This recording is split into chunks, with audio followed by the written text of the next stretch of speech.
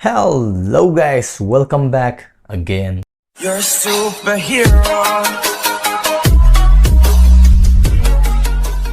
Ngasi amuk mayamga yengminadoriba isaijidi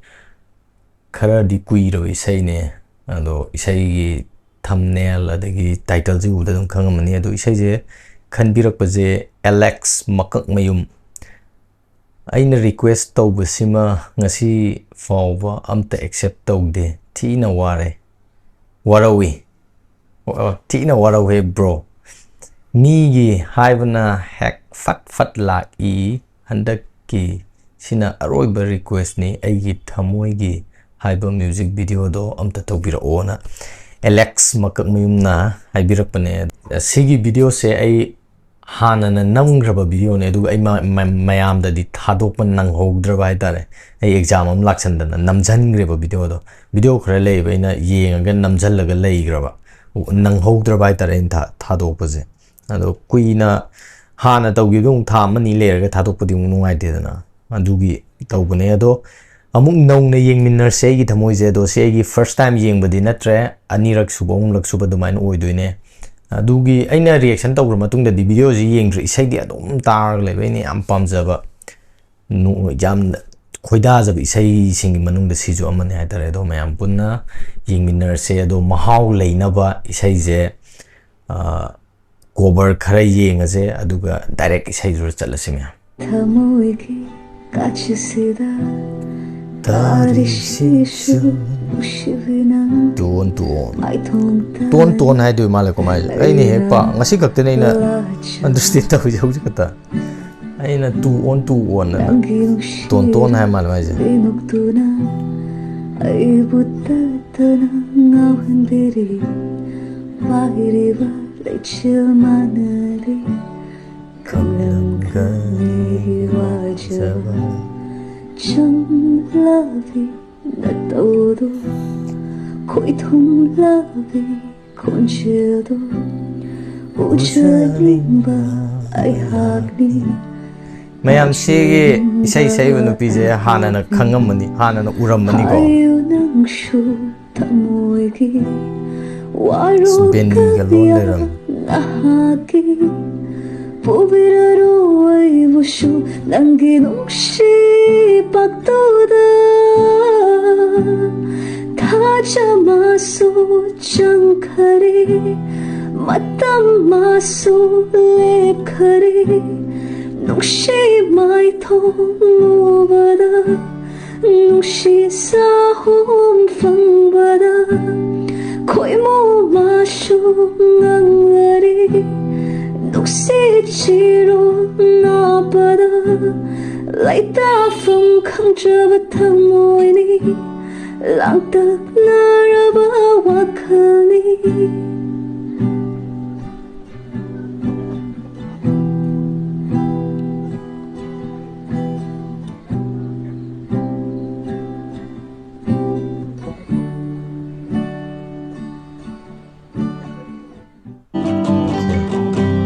Chum labi na todo Koi thum labi kojelo Ujaning bai hati Tajaning bai hani Hayunang shut thamoige Waro kaya na haki Puviraro ay gusto nang inungsi pagtura Masu changkhare matam masu lep khare nungshi mai thong ubada nungsi sahum fangbada daya chingshugo moi tim jam nuai nungshi chiro napada leita fam khandraba thamoi ni langtak naraba wakhali sida gitaram hapakko phajawni ha sijisu aina yam post time hapakko ni sigi winter matam nei koigi low lokpa lorakpagi dumidang saka toga mai ga yar tawthawi du mala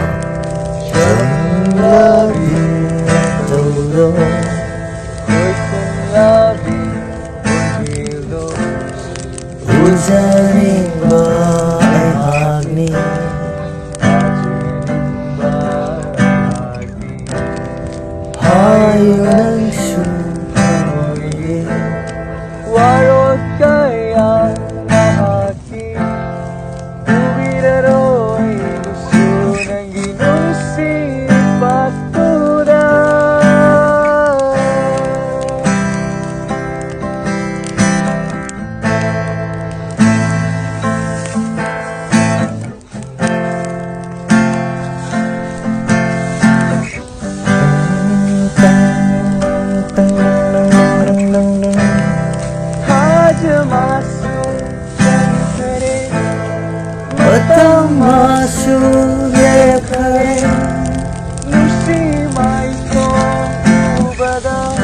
ꯁꯤꯡꯗꯣ ꯈꯔ ꯅꯝꯙꯧꯅꯦ ꯁꯥꯔꯝꯃꯅꯤ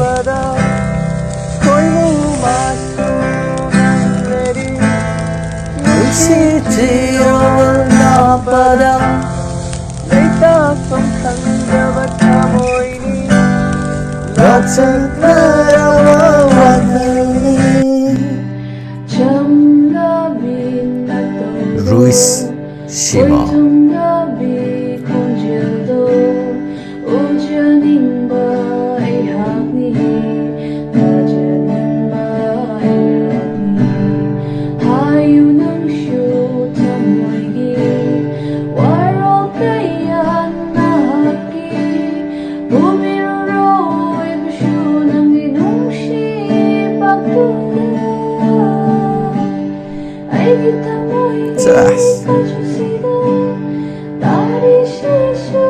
와, 마이 빠 디프레노에 마이지나.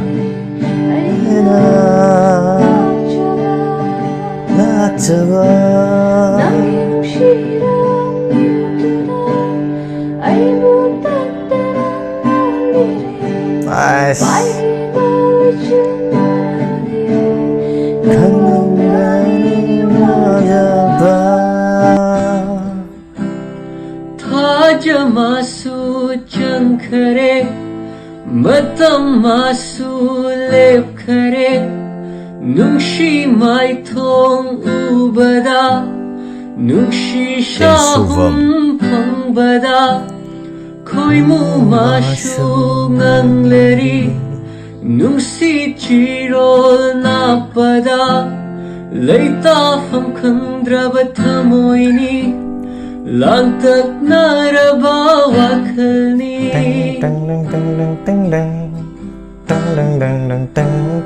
Eigi Thamoi ki kachilsida Tari sisu nungsibinangi Maithotani Aina lajaba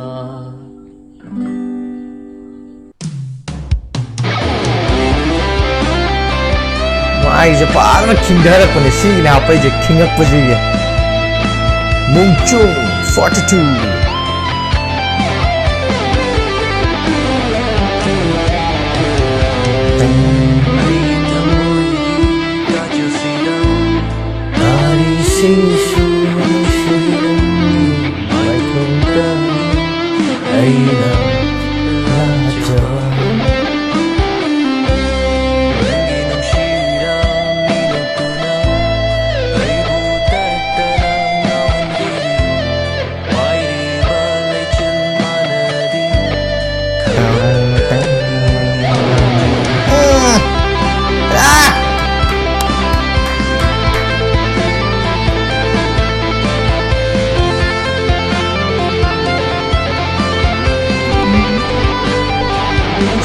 I don't want that.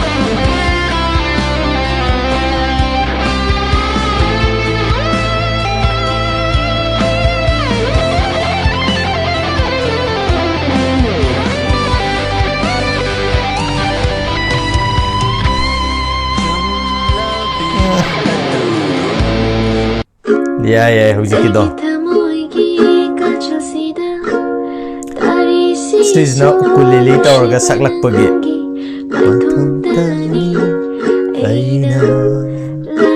Lai lần sen Lai lần sen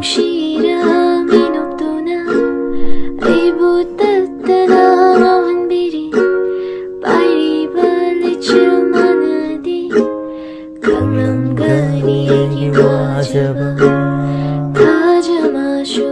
chankare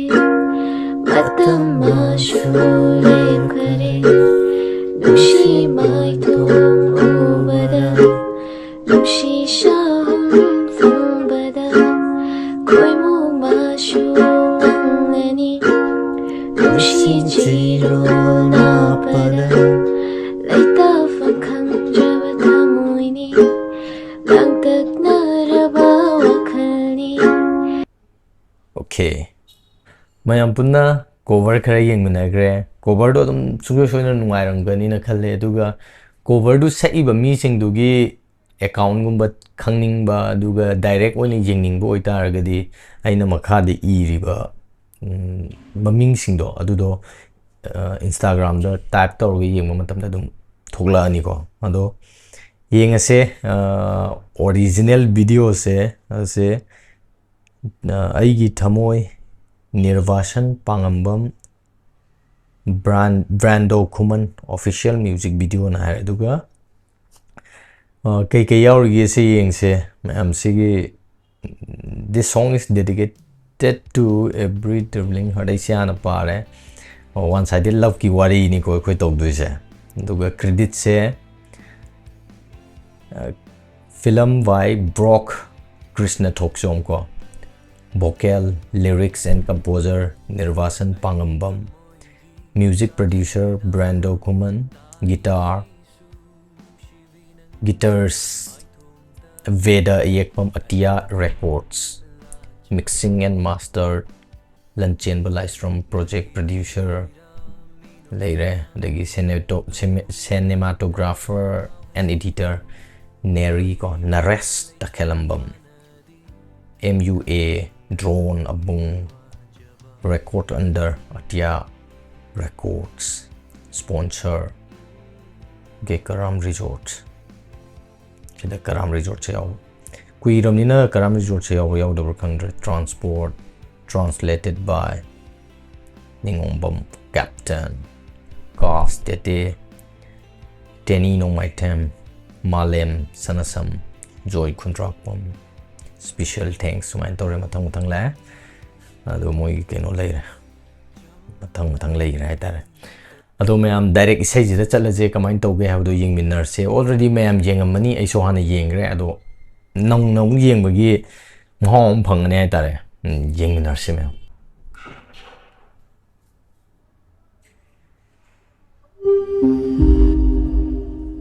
Hot 7 and Films Atia Records Eigi Thamoi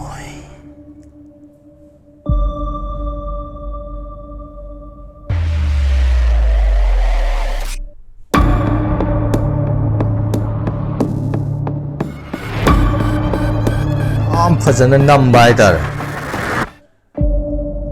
film by Mr. Brock.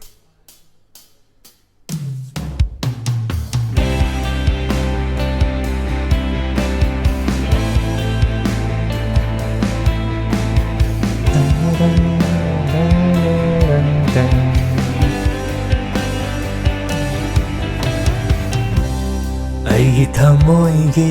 kachusida Moi chemistry ji ju fajabane haba nupa sakse am hawte vidu nem sai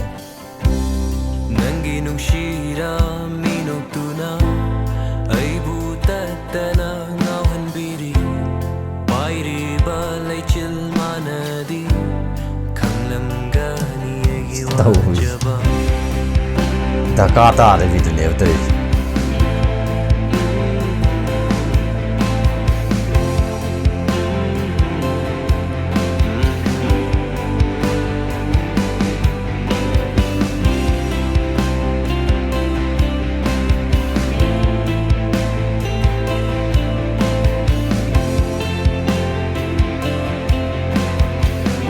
Sigi isai jindi tetegi thoiba isai mayam jidagi amna role je to khai ko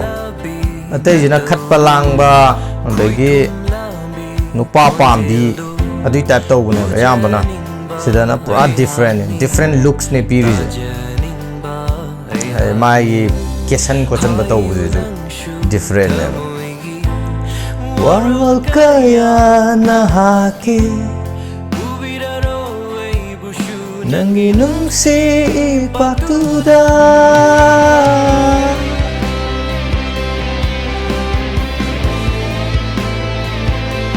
adum singna ta bani ne mo je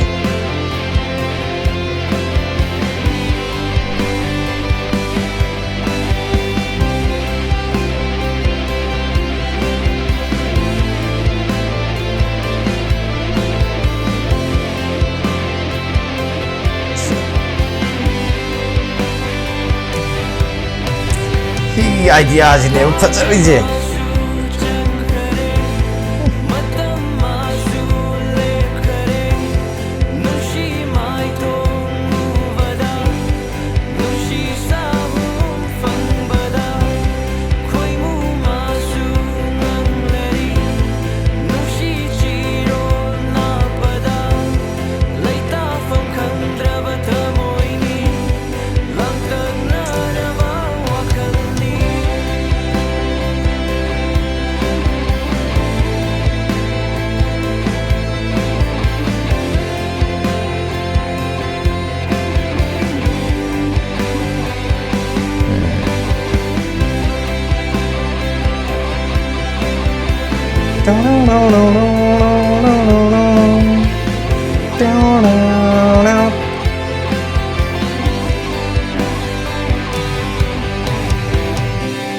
Eigi Thamoigi kachusida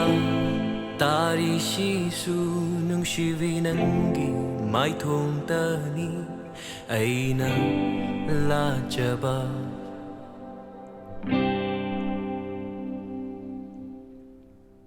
Lôi mẹ nungay yam nungay ba tare de ishaisine visual utlibasine yam nungay na aina yam explain tawdrasu mayam loi khanga ngakta na tare ado moigi plot twist si ju yam phajaba ko de yam chamna utta ba tare koi short films ka puthokpa yabagi wari ne tare ado isaijida yam mapung phana utpadu taweba already mayam hanjan hanjin jengam ni na akupata kari kra loi khangam mani ado amuka yengase sum anirak yengbajina hena nungai aduga kai haini ai yengbu yam nungai bagi tension madu taweba ko amuka yengase me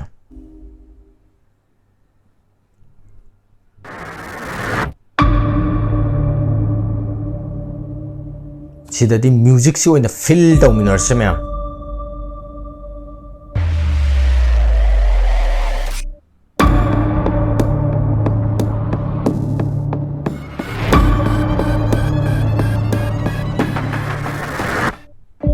kaudarakpini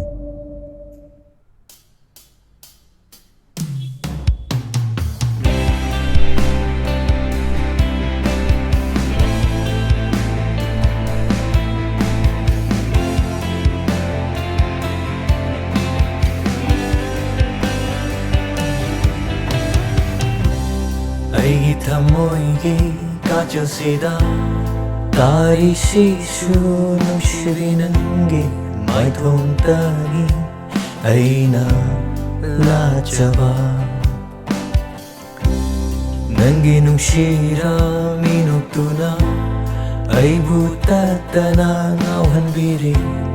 Pairi balay chil manadi Khanglangani eigi wajaba nupa ti ngok that pidune ba nupa koina ba ga lera kan song ngak pido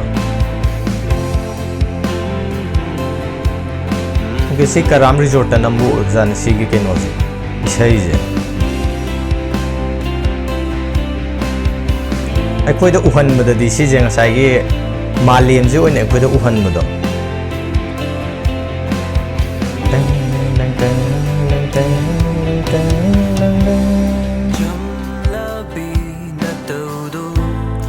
Koi thum lami konjeldu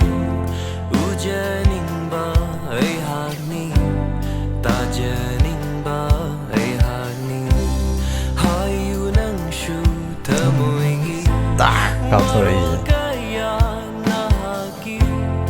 ubiraro ai bushu nangi nungsi paktuda de thawai to sak pune ba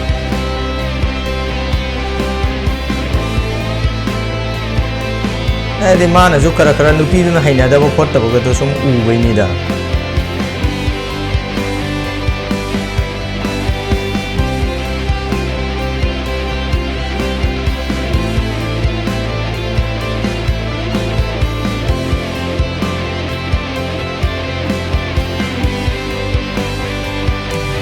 maning da mai nung khakpay tap tawray dudi siya ngasay kay ude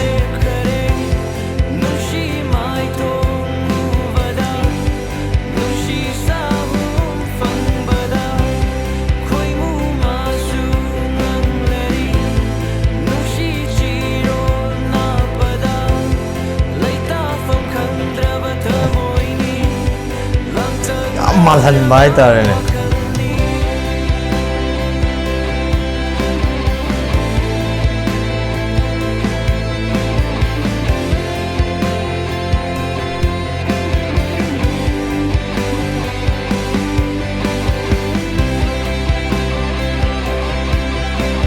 okay side te inner leram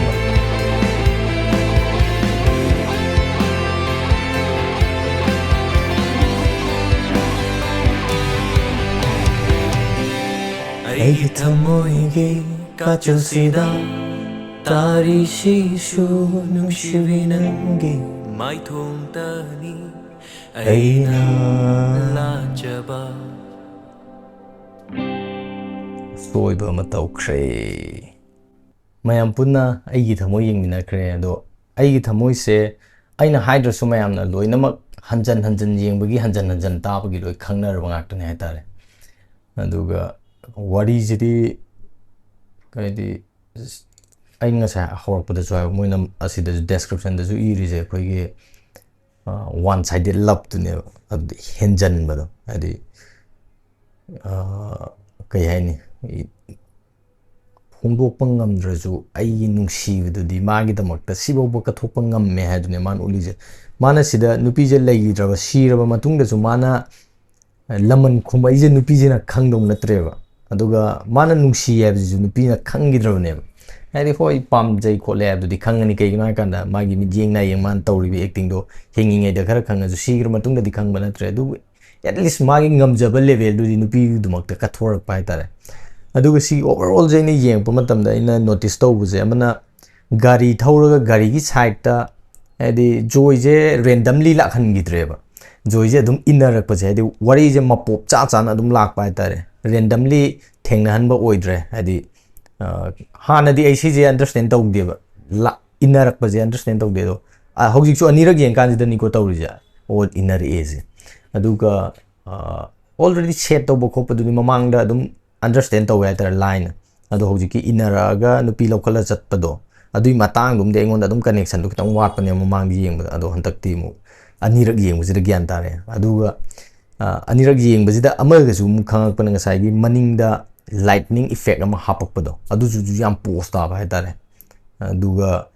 sida seasonary gari makhal ani ko siji ju amna kai hani artistic oi ba hagadra dumaina amma chel halle video je yengma matamda isai je yengma matamda aduga ngasai gi a sin namaga sijne koi gi nongmai pairam badagi thang noin thilakpaje sije mangonda fawriba pain dunia bu leije hadi nongmaina dang kapaga lotion be yaba adu lotion da bi thang do paraga chak chak thileije hadi ai thamoi nungda fawriba puba ngamdaba maichak to adugi thinba dunane aduga thinba du da ju thilla toklak to khoi tang tham maga khoi thamoi je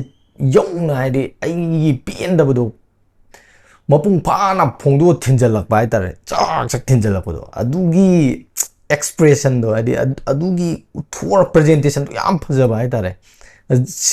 sigi sinje yam aina yam